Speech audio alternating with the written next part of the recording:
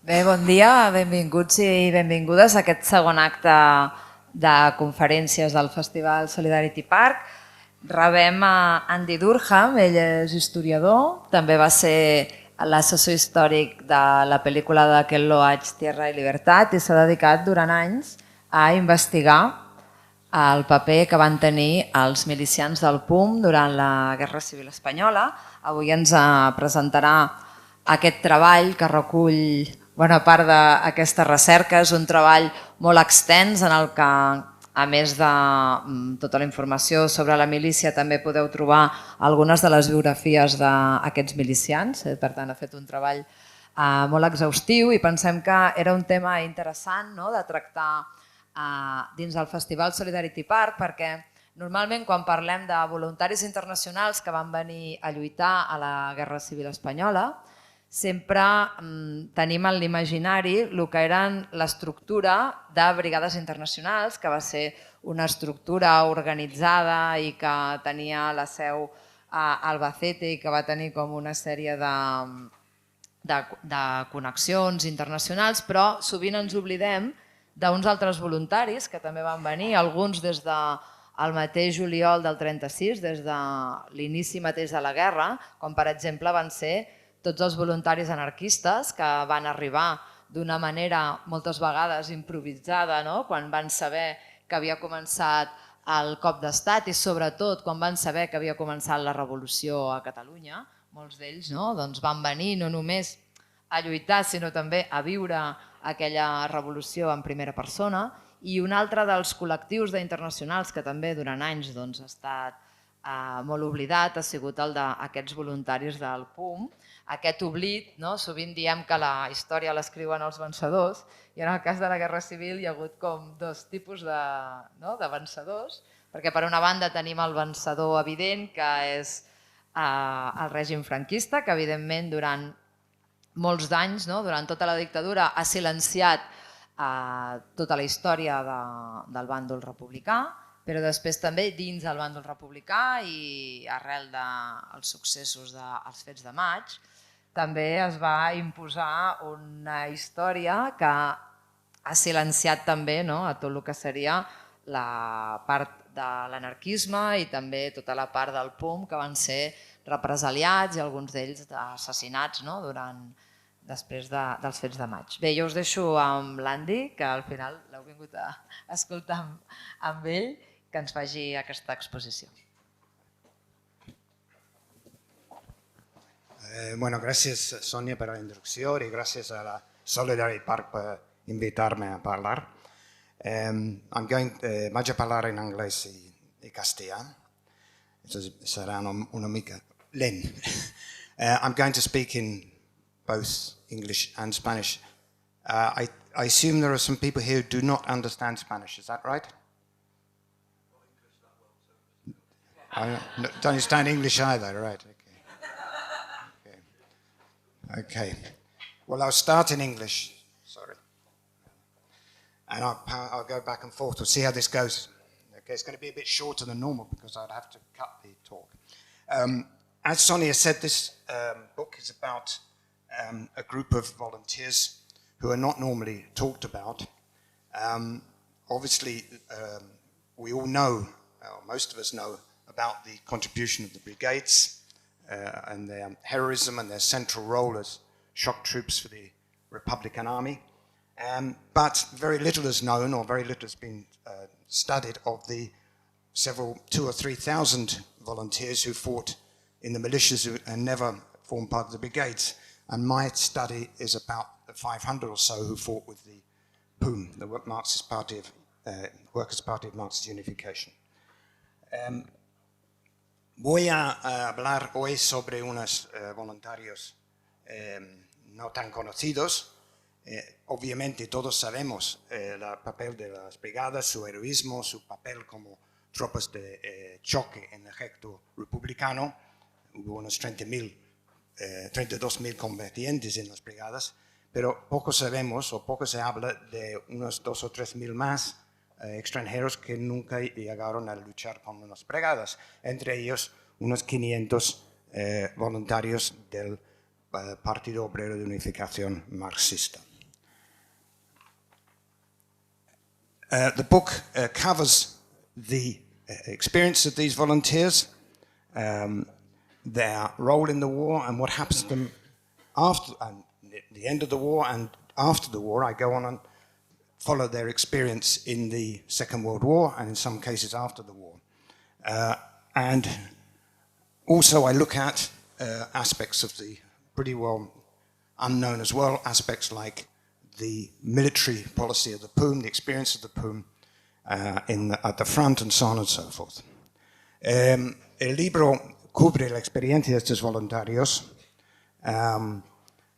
su paso por la guerra, la represión que sufrieron, también su experiencia en la Segunda Guerra Mundial y en la posguerra. No quedo solamente con la cuestión de la guerra. También el libro explora otros aspectos de la política del POUM, su política militar, muy poco entendido y generalmente mal entendido, y, por ejemplo, el papel de las mujeres en las milicias. If there's one person who is known among the POUM volunteers, extremely well known, of course, is George Orwell. He's the tall one, of course. Homage to Catalonia, in fact, is probably the book that's been most read that's connected to the Spanish Civil War. This has a good and bad side. I think good side is a very interesting biographical experience of his experience in the war. The more controversial side, of course, is Orwell only talks about what he sees. He doesn't talk about the war. It's not a book of history of the Spanish Civil War. And, of course, has led to a great deal of controversy. I'm not going to talk much about Orwell, but I can, if you want to, in questions. I did think of calling my book 499 People Who Are Not Called George Orwell, but I thought the title wasn't very, exciting. Hay una persona del POUM que sí es conocido, muy conocido, quizás demasiado conocido, que es George Orwell, que es el autor aquí en la foto, y su libro Homenaje a Cataluña, que es el libro probablemente más leído internacionalmente, que se trata de la Guerra Civil. Y es un aspecto positivo y negativo. Positivo, que es un gran relato biográfico sobre su experiencia en el frente de Aragón y con el POUM. Y negativo, o menos controvertido, en el sentido que, claro, no es una historia de la Guerra Civil.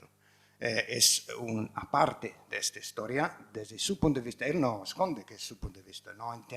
Él no intenta proyectar su libro como algo definitivo, pero está creado una cierta controversia sobre su persona y su libro. Yo no voy a hablar mucho de él, puedo después si queréis, porque yo quiero hablar de los otros. Yo había pensado incluso llamar mi libro 499 personas que no se llaman George Orwell, pero pensaba que esto no vendería mucho, ¿no? Vale, muchos de estos combatientes que iban a luchar con el POUM ya estaban en Barcelona antes de la guerra, porque la mayoría eran refugiados antifascistas de Alemania y de Italia. Los alemanes fueron el grupo más grande. Es otra distorsión que ha creado Homenaje a Cataluña, es la idea que eran británicos. Yeah, many of these volunteers who fought with the POUM were refugees, anti-fascist refugees, above all Germans and Italians. The Germans were the largest group amongst the volunteers. Sometimes you could get the impression from Homage to Catalonia or even from Land and Freedom that, of course, the British were important. They weren't very important at all, had quite a small group. And as I said, most of them had been in Spain before the war started, and quite a lot of them took part in the fighting in the streets of Barcelona on the 19th of July, when not only did the war start, but especially in Catalonia, but in other parts of the Republican zone, also a revolution started, and the working class took over large parts of the economy, the military organization, and so on and so forth. The photo we have here is of the Hotel Falcon. Those of you who have read Homage to Catalonia would have come across this. This building was taken, like many buildings were occupied during the 20th, 21st of July, not just in Barcelona, but all over the Republican zone. The workers' organizations took control of buildings for their headquarters and so on. This building was taken by a group of Italian revolutionaries on the morning of the 20th of July, headed by Virginia Giavrassini, who you can see in the picture, who is a young Italian Trotskyist. They stormed the hotel because it was actually in the property of an Italian fascist, and it was a headquarters of Italian fascist activity in Barcelona. El 19 de julio, estos refugiados, muchos de ellos participaron en la lucha callejera contra los fascistas y participaron en los primeros pasos de la revolución social que iba a empezar en la zona republicana, no toda la zona republicana, pero mucha de la zona republicana, sobre todo en Barcelona. En la foto vemos el Hotel Falcón, que sale en el libro de Orwell, por ejemplo, que fue uno de los edificios ocupados por gente del POUM el 20 de julio. Este concretamente fue tomado por un grupo de jóvenes italianos encabezados por esta mujer, Virginia Giavrassini, que es una trotskista italiana. Tomaron este hotel porque fue propiedad de un fascista italiano y la sede de las reuniones de los fascistas italianos en Barcelona.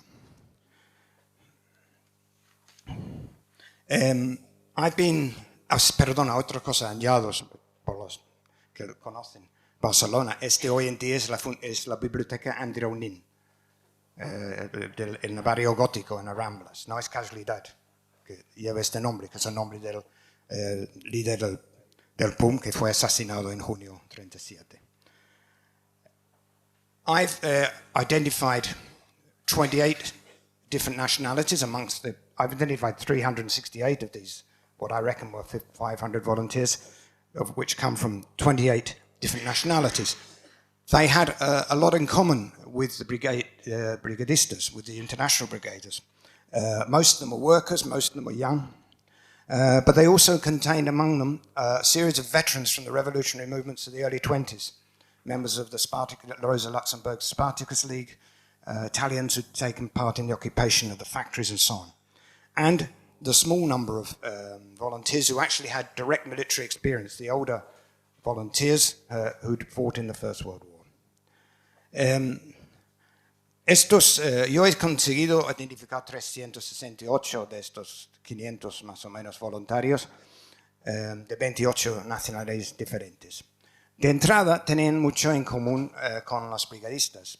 Eran jóvenes, la gran mayoría obreros, pero también entre ellos había veteranos de los movimientos revolucionarios de los principios de los años 20. Había miembros de las ligas patricistas de Rosa Luxemburgo, había italianos que habían participado en la ocupación de las fábricas, el gran movimiento revolucionario italiano de los principios de los años 20. Y también había algunos que habían luchado en la Primera Guerra Mundial, que unos pocos voluntarios, pocos combatientes al lado republicano que tenían experiencia militar, eran entre los extranjeros que habían participado en la Primera Guerra Mundial. A lot of these volunteers who were already present or came in the first weeks of the war were members of small dissident communist and left socialist parties, of which there were many at this time, a product of both, on the one hand, the rise of Stalinism in the communist movement had led to a series of splits and smaller groups, different types, among them the Trotskyists. I mean, our lad here, a lot of books on the Civil War and a lot of writing on the Civil War says the POUM was a Trotskyist. This is very lazy in a sense because it wasn't strictly the case that they were Trotskyists, not that they were against Trotskyists, but they had Trotskyists in their organization, but they had their differences as well. And also, and more importantly, there were quite a few members of left socialist parties, because in the 30s there were a whole series of splits in the Labour and Socialist parties, with the impact of the rise of fascism, the economic crisis, the failure of the reformist parties in government. La mayoría de esta gente eran miembros de grupos disidentes, comunistas o socialistas, de cual había bastantes en los años 30 por distintas razones. Entre los comunistas había varias tendencias, uno de ellos eran los trotskistas, el POUM no era estrictamente trotskista, pero había otras tendencias, todos que habían roto con el comunismo oficial a raíz de la subida del stalinismo y la transformación de los partidos comunistas. También, y más importante, había miembros de partidos socialistas de izquierdas que eran producto de una serie de decisiones que pasan en los partidos socialistas y los laboristas en los años 30 a raíz de la crisis económica, del auge del fascismo, la incapacidad de los partidos socialdemócratas de enfrentarse al fascismo y también por el impacto del fracaso de estos partidos en los gobiernos.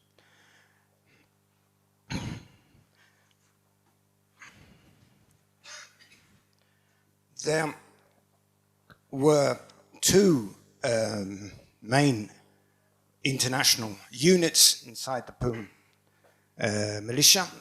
The first was the International column, which we can see some of their members here in this photo in the Lenin barracks in Barcelona in August 36, just before they went to the front. The International column was made up basically of Italians and French. There were other nationalities, but it was dominated by the Italians and French and amounted to some 200 combatants. And the other main international unit was the Shock Battalion, which was formed later in November 36, which was made up particularly of Germans. Había dos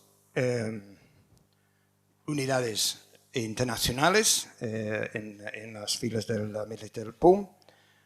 Uno era la columna internacional, aquí vemos algunos de sus integrantes.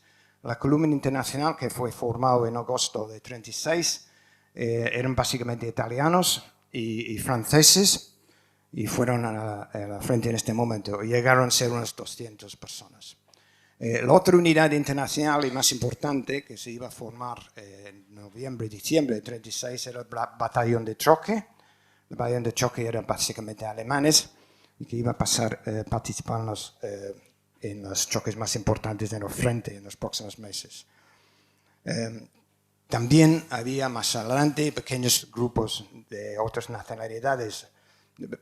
Sobre todo había, bueno, que es más conocido, el grupo británico que se formó en enero 37. There's also specific smaller groups of different nationalities, the most well known of course being the British, the Independent Labour Party group, which was formed in January 1937.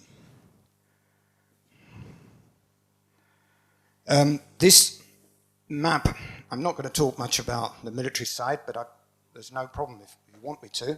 7.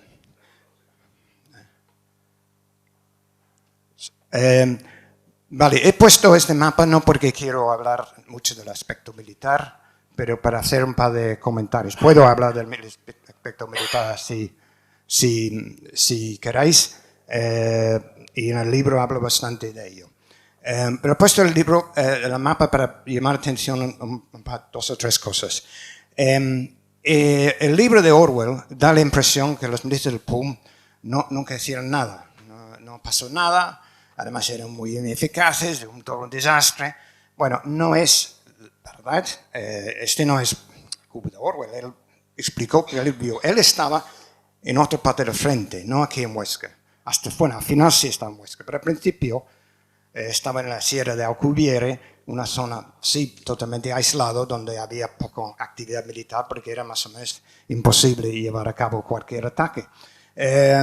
Pero la verdad es que cerca de Huesca, donde estaban casi todos los milicias del POUM, estaban en un frente, sus tropas estaban en un frente de 15 kilómetros al este de Huesca, participaron en varios choques muy violentos, uno de cual era la ofensiva de junio de 37, cuando las tropas, los milicias, bueno, lo que había sido los milicias, ahora mismo en este momento eran la 29 División del Ejército Popular, iban a ser los tropas republicanos que llegan más cerca de Huesca, donde está este X.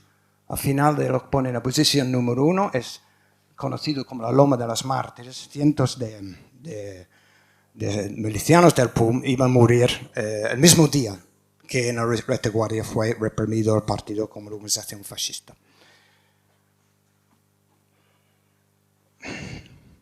Bueno, iba a hablar sobre tres milicianos, pero se va a tardar bastante si hablo mucho sobre esos tres individuos, pero si hablo muy por encima. Primero, Hans Reiter. Hans Reiter es el comandante del batallón de choque, aquí hay miembros del batallón de choque, y después era jefe de la 97 Brigada Mixta en el Ejército Popular, después de la disolución de las fuerzas del POUM. Y también es famoso porque es uno de los héroes de la 9, de la unidad de republicanos en el ejército francés que entró en París. Ahí está Reiter, que mandaba en este semi-oruga, concretamente, la entrada a París. I'm going to talk about three militiamen, foreign militiamen as an example of the 368 that are in my book. But we don't have, this will make it very long if I go into great detail, so I'll just say a couple of things about each of them. This is Hans Reiter, German, who was the commander of the shock battalion. There's some shock battalion members. Reiter was heavily involved in the fighting in March 37 and also in September 36 around Huesca, and later would be the commander of the 97th Mixed Brigade in the Popular Army, and in particular was one of the heroes of the 9th Company of the French Army, which was made up of Republican volunteers, which entered, were the first troops to enter Paris when it was retaken in August 1944. Another individual who is worth mentioning is Mica Echeverri. Mica was probably the only woman who was an officer and a combatant after militarization. The militia women were withdrawn from the front in September 36, and very few of them remained actually in the army. Mica was an Argentinian, was with the POUM militia in Madrid, which was had a small column in Madrid, and was the commander of one of its companies. She's become, her memoirs are particularly interesting about her experience as a woman and as a commander on the Madrid front. Eventually, she had to go into the rearguard, but remained on the general staff of the, I never remember, the 35th Mixed Brigade until the end of the war, which was commanded by Cipriano Mera, the famous anarchist leader of Madrid. Otra persona que voy a mencionar es la Mica Echeverri, que ha escrito unas memorias muy interesantes sobre su paso por la Guerra Civil. Era una argentina, un comunista disidente que había sido expulsado del Partido Comunista en los años 20. Mica fue el comandante de una compañía de milicianos del POUM en Madrid, y su historia es única, que quizás probablemente la única o una de las pocas mujeres que tuvo un papel de combatiente después de la disolución, después de la militarización de las milicias en septiembre de 36. Y seguiría después como parte del Estado Mayor de la 35 Brigada Mixta de Cipriano Mera, del famoso dirigente anarquista de Madrid. Another militia member, militia woman, I'm going to mention again because it's representative of them, is Margaret Zimbal. Zimbal was a young German who had come to Spain in the 30s before the war and lived in Mallorca and Madrid before she went to Sitges near Barcelona, and she lived by singing in the street with her boyfriend. You know, the image is of course a very modern one. She went to the front, she went to Mallorca where her boyfriend died at her side, and then went to the Aragon front where she herself was killed. She was a combatant. She was 20 years old when she died. Now, just a couple of things about her. This is a very famous photo, those of you who know photos of Spanish Civil War, so of Agustí Centelles, of some militiamen on the Monte Aragon, ruins of Monte Aragon Castle near Huesca. In the middle, in fact, is Margaret Zimbal. When she was killed, her funeral became a huge procession. At this stage, this is October 36, there was still considerable amount of unity in the rearguard. All the different organizations took part. You can't see it on the images projected here, but it says funeral of a nurse, which is an interesting point about how even someone like Zimbal, who was a combatant, was now officially a nurse because women couldn't fight. La última persona que lo menciono porque yo creo que es representativo, es Margaret Zimbal, una joven alemana que vino a España en los años 30, vivía cantando en la calle con su novio, que es toda una imagen muy moderna. Vivía en Madrid, en Mallorca y en sitios. Fue al frente. Bueno, fue primero con la expedición a Mallorca en agosto 36, donde murió su compañero a su lado. Y después se fue a la frente de Aragón y se ve a Margaret con algunos otros milicianos alemanes. Y el 22 de octubre murió en el frente con 20 años. Margaret sería un mártir.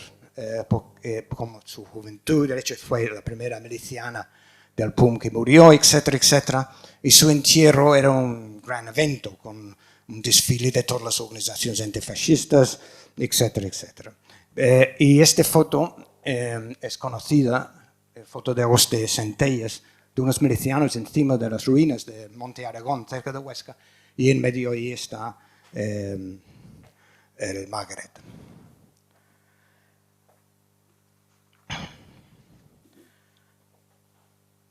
I'm going to talk a bit, in the book I talk about this at great length, 2 or 3 chapters on it, because obviously the whole question, which was mentioned by Sonia in the introduction, about the internal disputes, of course would affect these foreign volunteers very seriously. In June 1937, the POUM was repressed, accused of being a fascist organization.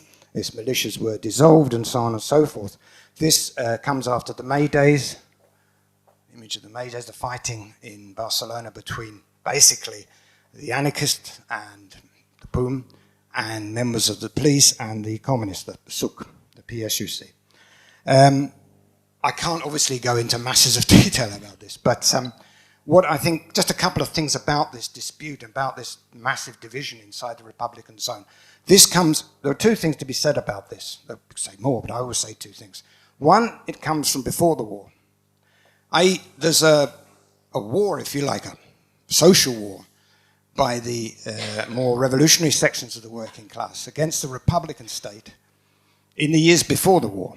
This is a struggle which, in particular, the anarchists were prominent, but also the socialist UGT took part. The socialist UGT was very radicalized before the war, and also the Communist Party until the change of position to the Popular Front in 1935. So this clash between sections of the workers' movement and the state predates the war. And in a sense, the May Days is a culmination of this, where there's an attempt to put an end to the revolution and centralize everything through the Republican government. The other thing to say is the external influence of Soviet anti-Trotskyism, which can't be underestimated. Difficult perhaps to appreciate the level of hysteria at the time. But with the rise to power of Stalin in the Soviet Union, you have, as you know, major purges of dissidents or would-be dissidents. In 1937 to 1938, according to Soviet sources, 700,000 people were executed for political offences. This included practically all the old guard of the Bolshevik Party, except of course Stalin himself, all of course accused of being imperialist spies and so on and so forth. This translates into the Spanish situation of a paranoia against the POUM in particular, although the POUM is a minority organization in the revolutionary left. Voy a hablar muy por encima porque no puedo entrar en grandes detalles, pero hay que mencionarlo porque iba a tener un efecto muy dramático en la experiencia, en la vida de estos voluntarios internacionales, que es la gran división en la zona republicana que culminó en los hechos de mayo, las luchas callejeras en Barcelona básicamente entre la CNT, el POUM por un lado y por otro lado las fuerzas de orden público, el SUC, el Partido Comunista. Yo solamente digo dos cosas sobre esto para intentar empezar a entenderlo. Uno es que esta lucha viene de antes de la guerra. Es una lucha entre sectores del movimiento obrero y el Estado, en este caso el Estado republicano, en cual participó no solamente la CNT, pero también desde 34 hasta 36 la UGT y hasta 35 el Partido Comunista, hasta el cambio de línea a nivel internacional, a la línea del Frente Popular. Esta lucha, que es una constante en la República antes de la guerra, termina en sentido con los hechos de mayo, con los intentos de poner orden y centralizar todo el esfuerzo de la guerra y acabar con la revolución en la retaguardia. El otro aspecto que hay que entender es el antitrotskismo soviético, la importación de la paranoia que había surgido en la Unión Soviética como parte del proceso de la burocratización de la URSS, de la sube al poder de Stalin, en cual hay que entender el contexto, porque estamos hablando de, por ejemplo, entre 37 y 38, quiero decir, al mismo tiempo de la Guerra Civil, según fuentes soviéticos, casi 700.000 personas fueron ejecutadas por crímenes políticos, incluyendo todos los cuadros y dirigentes históricos del bolchevismo. Hay que entender esto porque es parte de la historia. La otra parte, obviamente, que es totalmente contradictorio, es el heroísmo de los comunistas que lucharon en España, sobre todo las brigadas internacionales. Pero pasa en este contexto. Y esta campaña está utilizada para demonizar el POUM y para reprimir el POUM. In this context, with their forces dissolved at the front, they had a division of 6,000–7,000 men, basically in front of Huesca at this stage, which, as I explained before, had taken part in the offensive against Huesca. The International Volunteers basically there were three different options open to them, or three different things that happened to them, if you like. Some left Spain, especially those that came from democratic countries who didn't have any real problems crossing the border, the case of Orwell, of course. Others integrated into the Popular Army. The repression which would be used against them was never coherent, and others would be arrested. I've got details of 105 of them who were arrested. Por los voluntarios internacionales esa situación era bastante terrible porque fue disueltos las fuerzas del POUM, las fuerzas militares, y ellos tenían que buscar una salida. Algunos marcharon del país, sobre todo los que eran de países democráticos. Otros integraron el ejército popular, que a pesar de que habían sido el POUM, llegaron a entrar en el ejército popular y en las brigadas internacionales, en docenas de casos. Y otros fueron detenidos. Es bastante arbitrario si fueron detenidos o no detenidos, porque no tiene mucha explicación, dado que todos eran inocentes. Yo he encontrado detalles de unos 105 que fueron detenidos. Just to, as I say, I could go on for a long time on this, but I won't.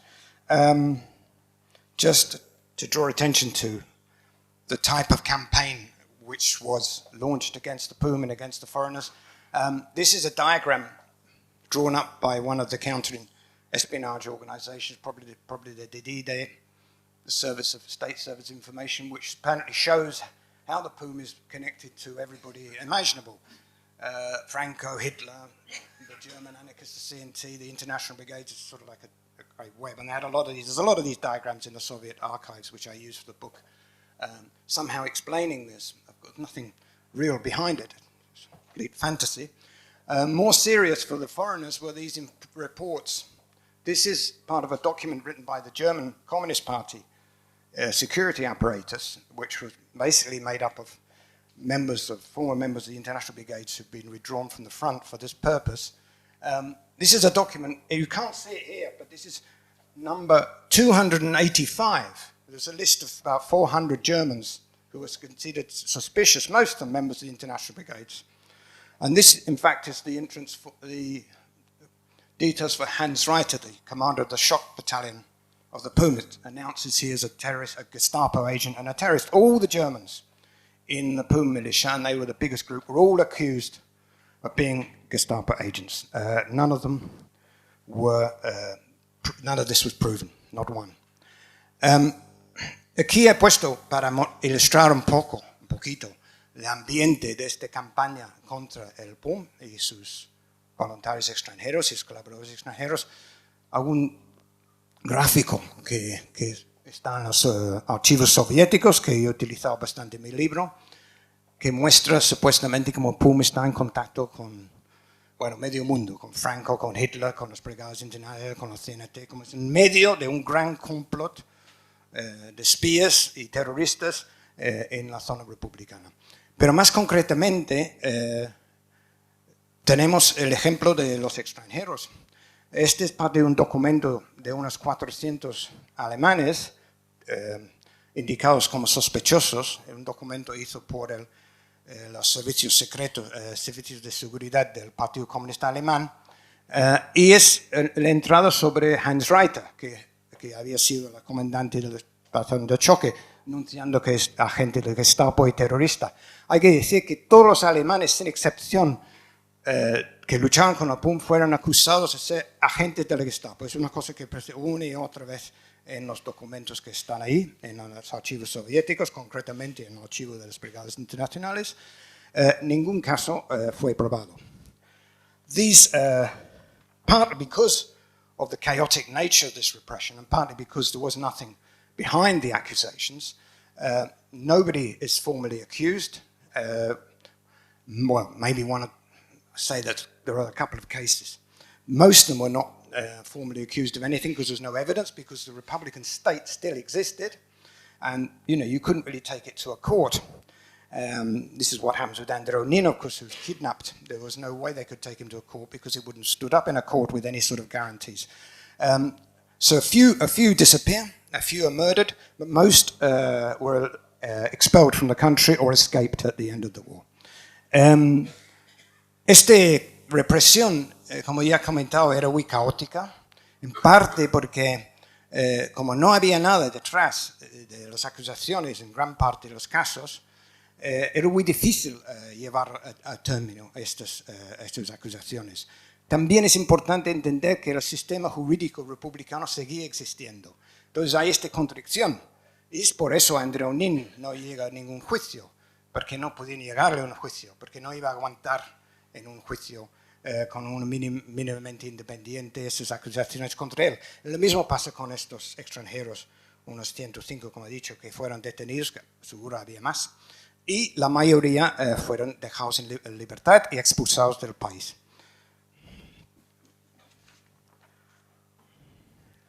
Just very briefly, because I don't want to go on forever, but the experience of these few hundred volunteers, unknown volunteers really, in the Second World War is more or less identical to the experience of the members of the International Brigades, those of whom who came from countries with authoritarian governments, who could not return to their countries, the Germans, Italians, Czechs, Poles, Czechoslovakia being occupied at this time, who would end up first in French concentration camps, particularly in the concentration of Gurs, where they concentrated the internationals, and then later expelled, in the case of the Italians, to Italy, where they were imprisoned in prisons como Totene, which is a famous prison where they kept communist and international brigade prisoners, as well as some of the POUM volunteers, or they ended up in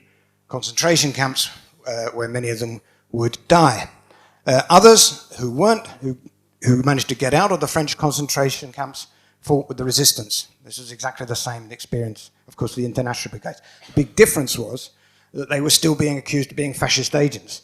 In the Gurs camp, in fact, there was quite a struggle between the communists and the non-communists over who was a traitor and so on and so forth. Voy a hablar muy brevemente sobre la Guerra Mundial porque no quiero alargarme más, pero la experiencia de estos voluntarios del POUM, de estos cientos de personas pocos conocidas, es más o menos idéntica de los los brigadistas, de los miembros de las brigadas internacionales,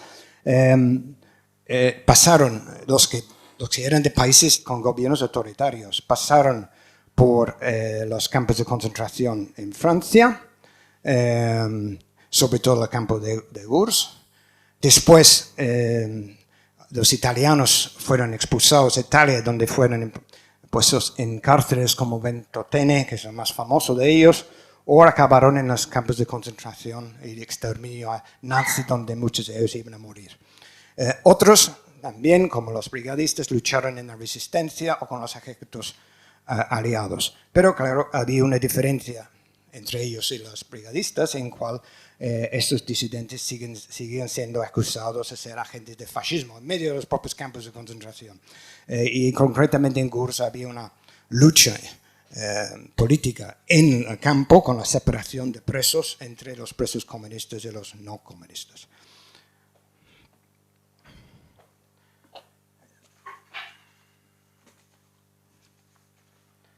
To finish, just to draw attention to a couple of things, about these forgotten volunteers, and make a mention of John Cornford, who many of you will know.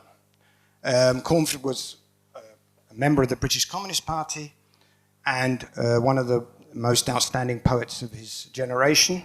He came on his own initiative to Spain in August 1936, went to the front with a couple of journalists and found himself with the POUM militia, decided to enlist. His experience is quite interesting. It's short. He was only with them for 6 or 8 weeks. But in his correspondence, you see Cornford, of course, having serious doubts about the vision that he was being given by the Communist Party of the war. And he wrote 2 of his most famous poems while he was there on the Huesca front with the POUM militia, one of which is the Full Moon at Tierras, which is a village just before the front. Before the storming of Huesca, they were very optimistic. But what's interesting about the poem is his reference to the victory of communism, which of course, was not the position which was taken by the Communist Party and the Popular Front, of course. But Cornford, as you may know, went back to Britain, was one of the first volunteers of the brigades, and died the day after his 21st birthday in Andalusia on the 26th or 28th of December. Yo he mencionado aquí a John Cornford, puesto parte de un poema suyo.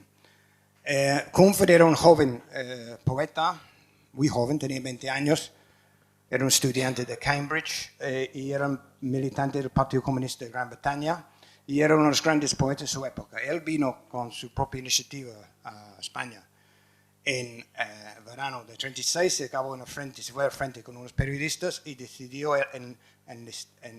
alistarse a la milicia, concretamente en la milicia del POUM. Su experiencia era bastante desastroso en unos aspectos, pero él en el frente entra en contacto con un grupo de alemanes, con la única gente que sabían un poco de inglés. Alemanes que eran todos ex-miembros del Partido Comunista Alemán. Le hace reflexionar sobre la situación en este momento en España, y la guerra, y la revolución, etc. Y refleja en uno de sus poemas más famosos que escribió en Tiers, un pueblo cerca de Huesca, a principios de septiembre de 36, que es la luna llena en Tiers, antes del asalto de Huesca, eran muy optimistas.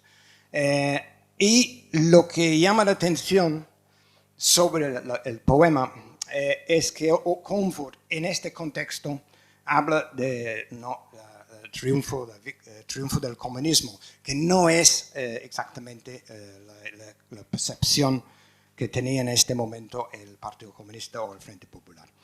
Cornford iba a morir con 21 años, en diciembre de 36 volvió a Gran Bretaña y era uno de los primeros brigadistas, que fueron con el primer grupo de brigadas internacionales. This book, what I've tried to do here is rescue a small number of people who've been forgotten. I think they deserve to be remembered.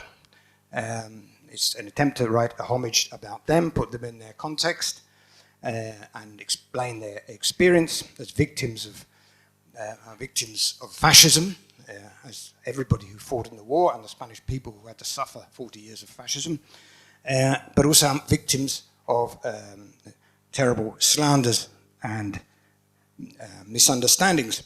And I think, obviously, in the context we have today, the rise of the far right, just this week in Spain, the local elections, the extreme right had doubled its vote, and the question of the fight against fascism remains central to anybody fighting with justice and democracy. Yo he intentado en este libro homenajear a algunas personas olvidadas. He hablado un poquito de uno de ellos. Creo que vale la pena rescatarles del olvido y ponerles en su lugar correcto en la historia. Y rescatarles no solamente como combatientes más contra el fascismo y en su caso en favor de la revolución, pero también víctimas de calumnias y acusaciones infundadas. Creo que cualquier libro, este gran acto que ha organizado Solidarity Park, es más que necesario. La cuestión de memoria histórica, cuando vemos a nuestro alrededor una vez más aparece la extrema derecha esta semana con las elecciones municipales, el éxito relativo de Vox, que ha doblado su voto, el éxito de Abiol en Badalona o este elemento en Ripoll, etcétera, etcétera. Yo creo que la cuestión de la memoria histórica, de recordar la lucha contra el fascismo, de recordar los que lucharon por otro mundo, es más relevante que nunca. Y por eso creo que hay que seguir hablando de ellos, de todos los voluntarios y todas las personas que lucharon contra el fascismo aquí en la Guerra Civil Española. Gracias.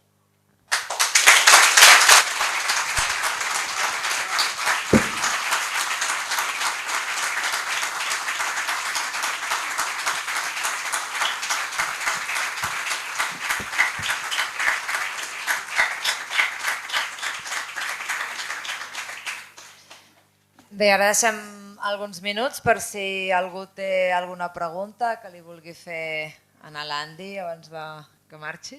Si algú té alguna pregunta.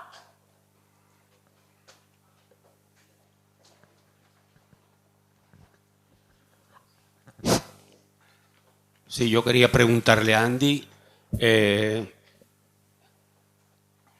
se rumorea o se dice o se escribe incluso que Andreu Nin es torturado, no muerto, pero sí torturado en una casa, propiedad o donde vivían Constancia de la Mora Maura y Ignacio Hidalgo de Cisneros, que fue jefe de la aviación republicana. ¿Hay algo de cierto? ¿Se ha podido probar esto?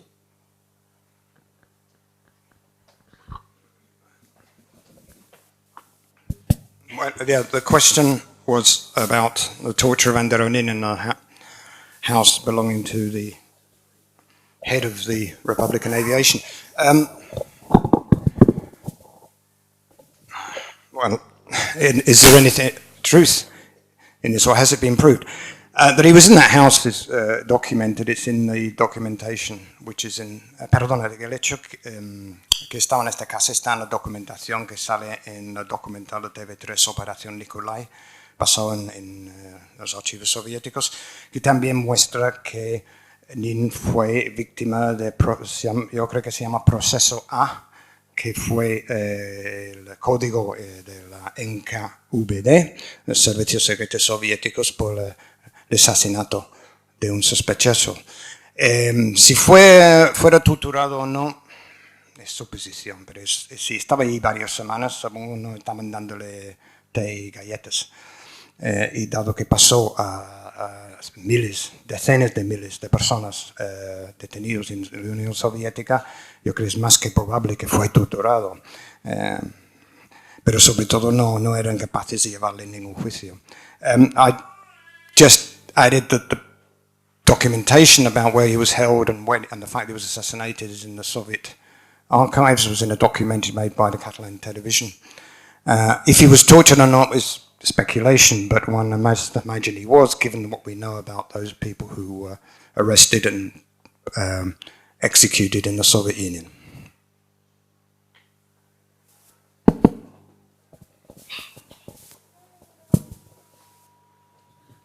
Thank you very much. Thanks for coming, Andy. I think it's your introduction has been very, very enlightening. I think your non-sectarian position as well is very welcome on this subject, because I think people tend to get entrenched in one side or the other, and I think your appraisal of the POUM as being non-Trotskyist, as in an official label, is a really good and accurate position, because it was the ILP who sent a lot of the British volunteers who were anything but Trotskyists. There was hardline reformers, if truth be known. And George Orwell became a POUM militia volunteer only because the General Secretary of the Communist Party of Great Britain said he was unsatisfactory to fight with the International Brigade. But I also think it's equally important to understand that a lot of Trotskyist organisations are equally entrenched in attacking the International Brigades as Stalinist bloodthirsty haters of revolution, where I think the vast majority of rank and file volunteers were exactly the same as the POUM volunteers. That went to Spain, and the same as the anarchist volunteers, they went to Spain to fight for a better social system and democracy and against fascism. And I think a lot of volunteers, they didn't really go much further than that. I think an interesting thing was, I would claim, I come from Hull, but just across the water is Grimsby, is Tom Wintringham, whose idea it was allegedly to form the International Brigades. Even Tom's partner in Spain was accused of being a Trotskyist. She was an American journalist of being a Trotskyist sympathiser and equally purged. But again, when you spoke about the paranoia that the POUM were Trotskyists, but we have to be very clear with the anarchist militias weren't Trotskyists, but they were outlawed and banned and also purged. And I think for me as a Marxist and a revolutionary, I think the issue is anyone who saw Spain in a revolutionary situation and saw that the revolution and the fight of fascism were inseparable, were automatically going against the hegemonic position of the Soviet Union at that time, that it needed to keep its place in the international sphere and not be attacked for supporting revolution. It's probably a long question and more of a comment really, but I think it's a really, really interesting. I certainly will buy the book and I certainly will study it, and from our point of view I think it's a wonderful piece of work that can really start setting the record straight of what the POUM militia were, and thank you very much for your introduction. It's been very enlightening. Thank you. Can I do? Well, I just say, I mean, I won't, if you don't mind. I'm going to be here for lunch, so if you want to, I will give a detailed answer then, just to say, basically, I agree with you. I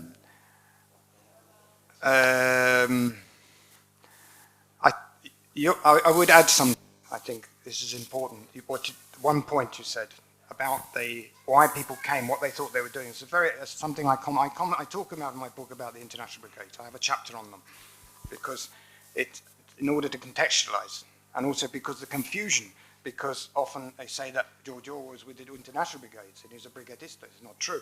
But also because it's obvious, you have to contextualize it. And one of the things I point out, which is normally not talked about, is the perception that the brigadists had of what they were doing, right?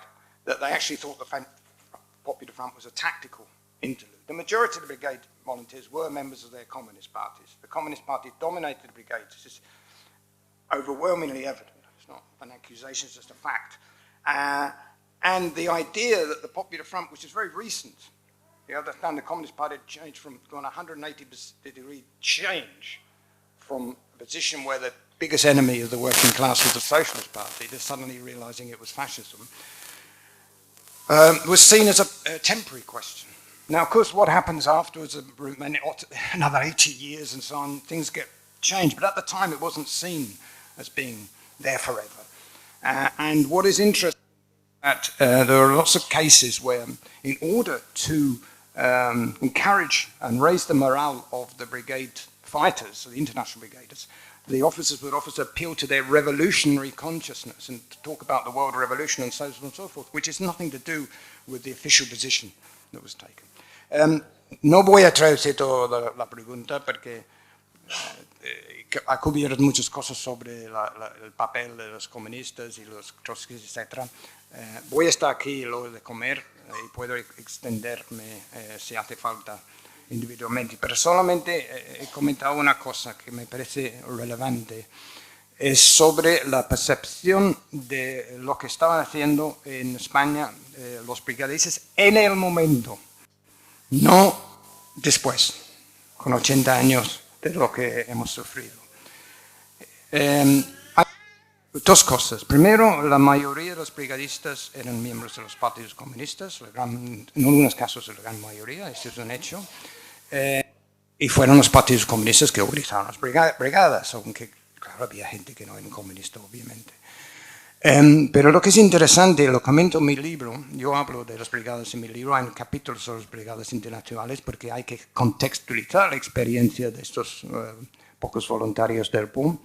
Pero hablo de una cosa muy concreta, es la motivación de los brigadistas, obviamente el antifascismo, pero también hay que recordar los que eran comunistas, habían tenido una posición abiertamente revolucionaria hasta el 35, cuando se cambia por 180 grados a la visión del Frente Popular. Entonces, mucha de esta gente, y eso se nota en su correspondencia y cosas, pensaron, y otros testimonios, que el Frente Popular en este momento era una cosa pasajero, una táctica, no una cosa que iba a estar instalada para siempre. Y lo que es interesante, lo compro en el libro, hay bastantes indicaciones de ello.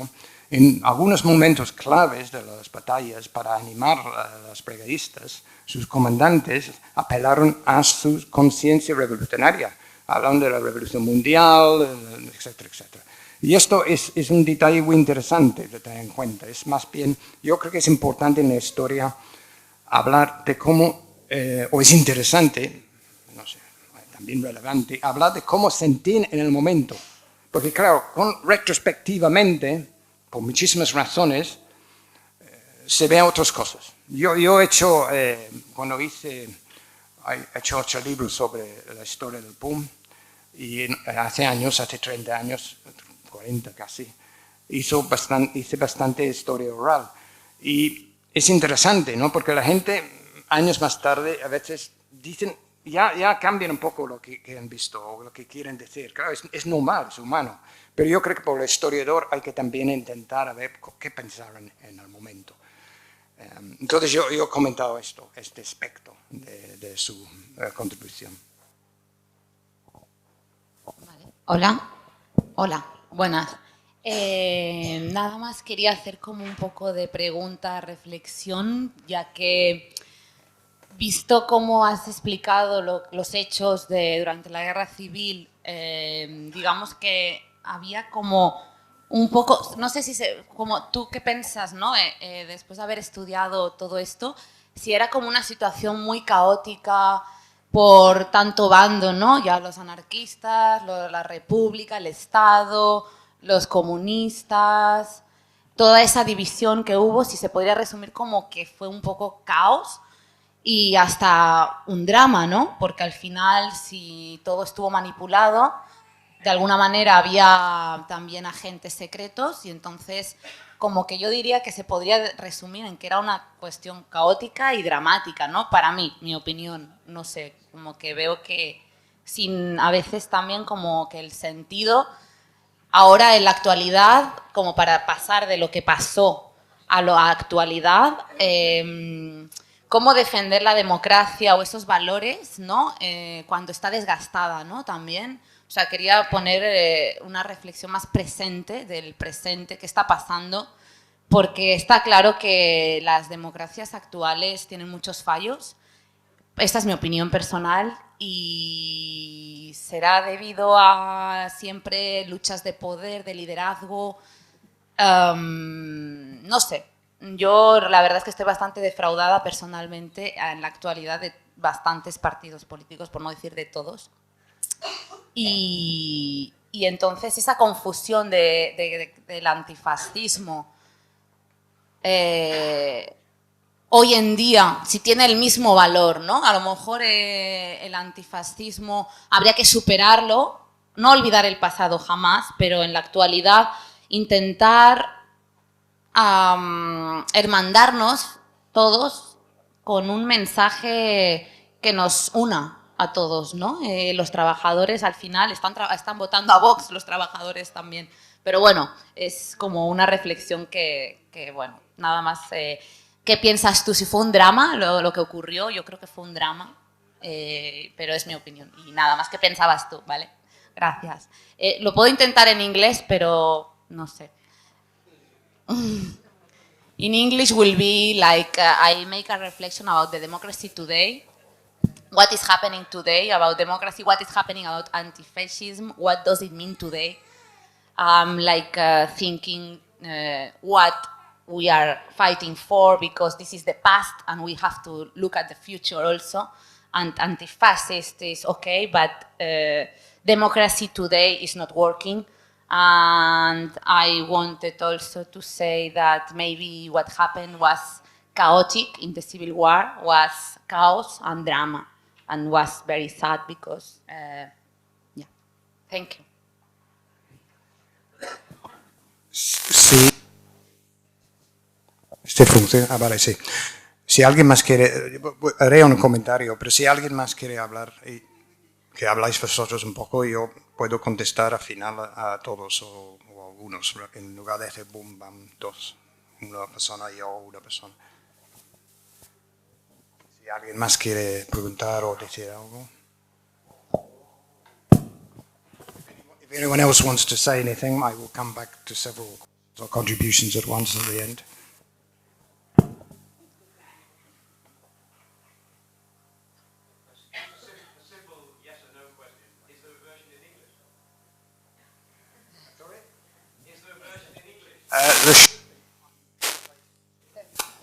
I'm translating it.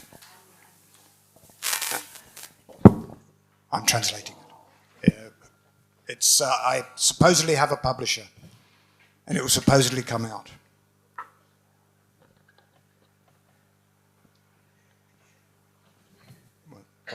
Bueno, no sé, comento un poco. Yo creo que, bueno, un caos. Yo creo que todas las guerras son un caos. Lo que pasa.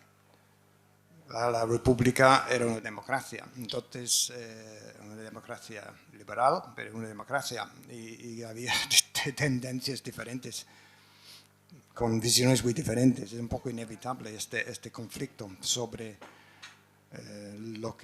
para qué estaban luchando. Y esto, yo lo único que digo sobre esto es que hay que entender que antes de la guerra, la gran mayoría del movimiento obrero quería la revolución. No, retrospectivamente, obviamente, después del franquismo, la república parece una época dorada y es todo lo contrario de lo que hemos tenido con el franquismo y lo que tenemos hoy. Pero en el momento no fue visto así. Entonces, claro, esta es la realidad. Y la realidad dio a esta situación de conflicto en la zona republicana. Y de hoy en día, yo creo que es obviamente situación muy diferente, pero aún sigue existiendo. Los fascistas son diferentes, ahora llegan trajes, ¿no? Pero son fascistas. Y hay un auge importante de un tipo de neofascismo con el fake news y todas las distorsiones, y etcétera, etcétera. Entonces yo creo que es relevante mirar al pasado por al menos inspirarnos. Y hay que hacer algo, no se puede dejar con los brazos cruzados. Menciono una cosa anecdótica, pero me parece impresionante, porque me enteré esta mañana que en Ripoll les han ocurrido a los partidos demócratas dejar este facha que ha sacado 6 regidores ser el alcalde, como si va a dejar en evidencia que no sé qué. Este me parece una cosa tan bestial, tan increíble, tan mal entendido de qué son esta gente. Bueno, bestial. Esta es la manera, para nombrar un pequeño ejemplo reciente de hoy, como no hay que proceder. No se puede permitir que esta gente tome control de las instituciones democráticas. Primero, muchas cosas más, pero esto primero. Molt bé, doncs si us sembla ho deixem aquí. Si algú vol comprar el llibre, que l'Andy li signi o fer-li algun comentari personal amb ell, agrair-li que avui hagi vingut, l'esforç que ha fet de fer la xerrada en anglès i en castellà, que ha sigut un doble esforç.